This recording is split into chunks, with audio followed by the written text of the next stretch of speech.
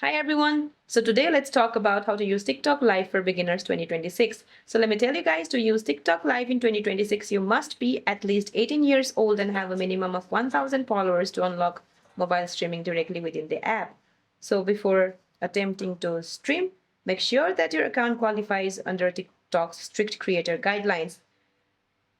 Now the next, what you have to do is open your TikTok app on your device, then tap the plus button at the bottom center of your screen.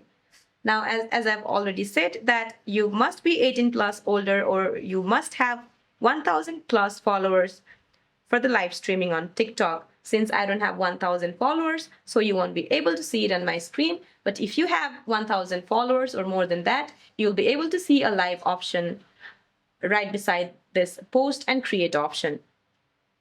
Just swipe through the bottom navigation bar options until you highlight. So that's it for this video, guys. I hope this video helped you somehow. See you in my next one.